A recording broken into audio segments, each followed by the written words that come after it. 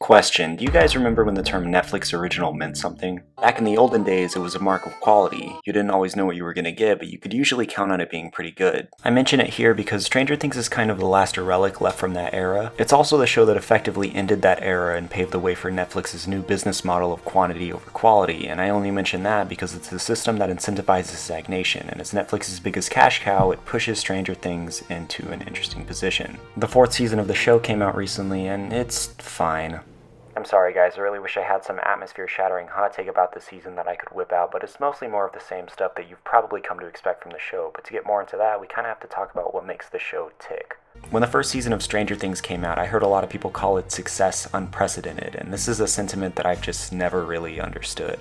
The show is practically designed to be a smash hit, with all of its gratuitous 80s references, a beloved actress's grand return to the spotlight, and an ensemble cast of characters that pretty much anyone can attach themselves to. Whether you're a loner outcast, somebody who only showers once every 3 months, a loner outcast, a monstrous MILF hunting machine, a loner outcast, cripplingly gay, or a loner outcast. Which is all to say that there was basically zero chance that Stranger Things wasn't going to do big blow your back out type numbers. I actually think one of the best things about the series is that you can show it to pretty much anybody and they'll probably end up liking it. But again, this is a two-way street. You'd think with how many people are invested in whether or not Steve Harrington will ever get pussy again, the show would be willing to challenge its incredibly large, incredibly devoted audience. But it's almost remarkable how little any subsequent seasons stray from the blueprint established in the first. Stranger Things 4 shakes up the formula the most out of any season prior, but it kind of had to out of necessity. The third season left things off in a weird way, and what I mean by that is that it ended completely normally, with a big, sappy storybook finale that tied up any loose ends and gave the audience closure on pretty much anything they could ask for. The weird part is that the show even continued at all after this, and if Stranger Things 4 has any fatal flaw, it would be that it has very little reason to exist, and while I feel like it is eventually able to justify said existence, I'm not the biggest fan of the road we had to take to get there. More on that later. But I don't want to give the impression that this season is without merit. The last thing I want to do is make some universally adored and beloved thing is bad actually style takedown, so let's start with some good. I think this is definitely the most ambitious season of the show. Like I said earlier, these episodes are the most willing to break out of the mold that the previous seasons have established, and this goes for pretty much all aspects of the show. Well, except for the... but we'll get to that. I can never call the direction from the previous 3 seasons bad, but there is a noticeable effort to step things up this time around. From the visual effects to the camera work to the performances, it's hard to argue that the season didn't end up working out due to a lack of trying. The entire series reeks of effort, it oozes passion, but that's less true now than it ever has been. Oops, my being able to enjoy things for what they are alarm just went off. Sorry about that, guys. Alright, the flip has been switched, time to be a nitpicky asshole again. I was going to use that as a segue to talk about all of the writing issues that this season has, but as I'm sitting here writing the script, I realize that the core issue with this show at this point comes from a much deeper place. To me, and keep in mind this is all from the perspective of an outsider looking in, it seems like the creators have kind of lost sight of what they want the show to be, and because of this, the screenplay feels like it's being pulled in too many directions at once. But this has been an issue with the show since pretty much day one. At this point, it's almost a series staple to have at least one subplot per season that is just the most mind-meltingly boring shit that you'll ever watch. Follow me on Twitter to hear all my jokes 2 weeks in advance. But because of the way that the season 3 finale split up the core cast, this problem is only exacerbated in season 4.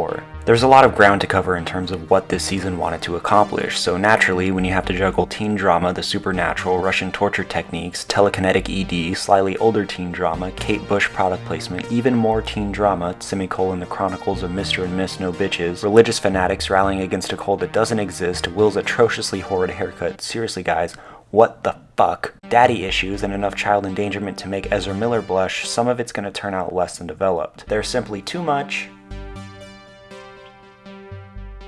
That was the end of the sentence. And what's hurt the most by this is the pacing of these episodes.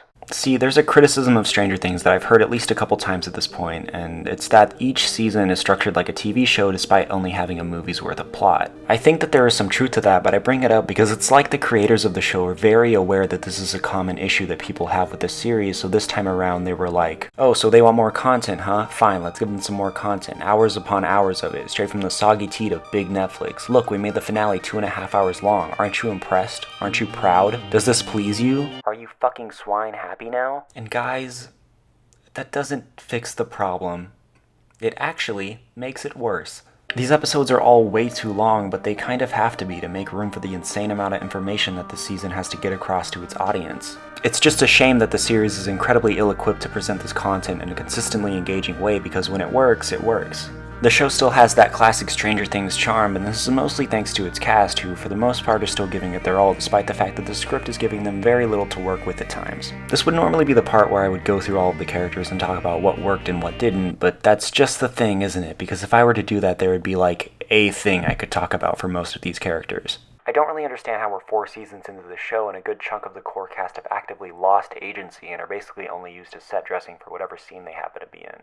Take Joyce, for example. In Season 1, she was the main character. She propelled the entire plot forward. She kept the audience invested. A true prototypical girl boss, if you will. But maybe most importantly, everything she did made sense for her character to do. Flash forward to Season 4, where Joyce Byers, suburban mother of 3, is risking her life in a Soviet torture facility for some guy she had a date with 9 months ago. And you hear this and you're like, okay, it doesn't really make sense for her to abandon her children like this, but, maybe this will lead to some exciting dramatic moment.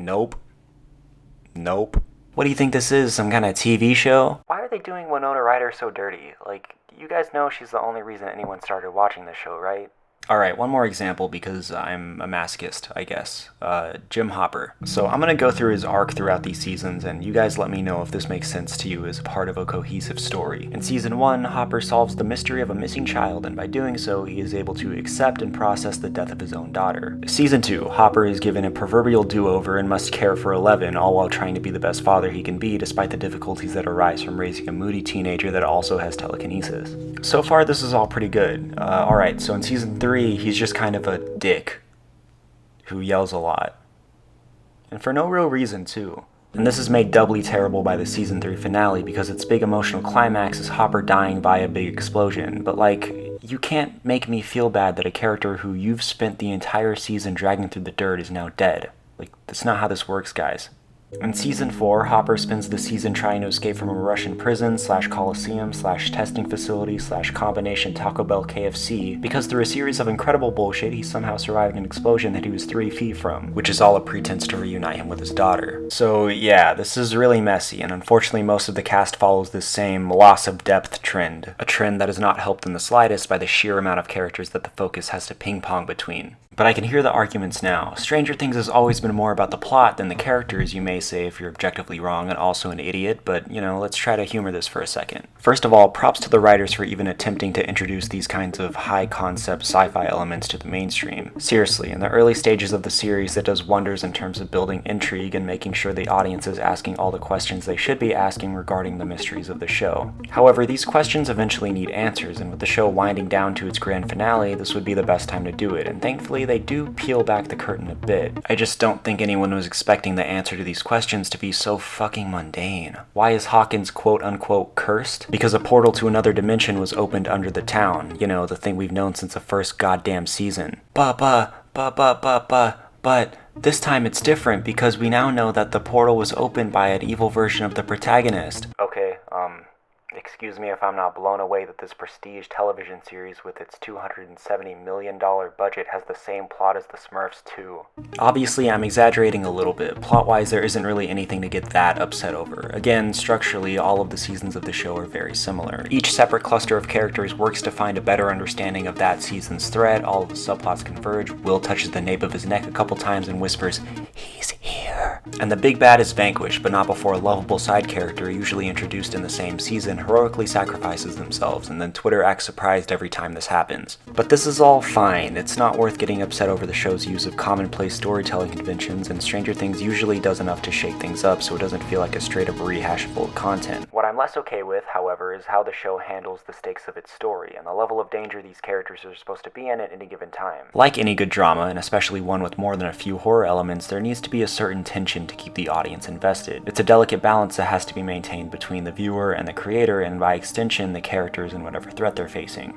A delicate balance, Stranger Things wants to hide in a dilapidated corner of a basement and instead show you this super cool 80s reference. Throughout these seasons, the level of danger our cast is in increases, as it should. The more risk these characters are in translates to more reward and therefore more satisfaction for the audience when we eventually get to see them overcome it. Problem here is that the characters don't seem to learn from their past experiences, and it makes for a pretty frustrating watch. It's like I'm being gaslit by a Netflix original, and that's the second worst thing Netflix could possibly do. And I'm not saying every season needs to be some Game of Thrones tier bloodbath. The show still needs to be fun, but even the smaller scale stakes don't really mean much because the show is constantly going back on anything potentially dynamic breaking. Hopper's still alive, Elle still has her powers, Will still has his fucked haircut. It's exhausting. I think it's kind of telling that we're 4 seasons in and the biggest long-term status quo change has been that the kids became friends with Max. Well, I guess with the notable exception of the season 4 finale. It promises a lot, maybe even more than the show could feasibly deliver on, and I like it a lot for this, and you know,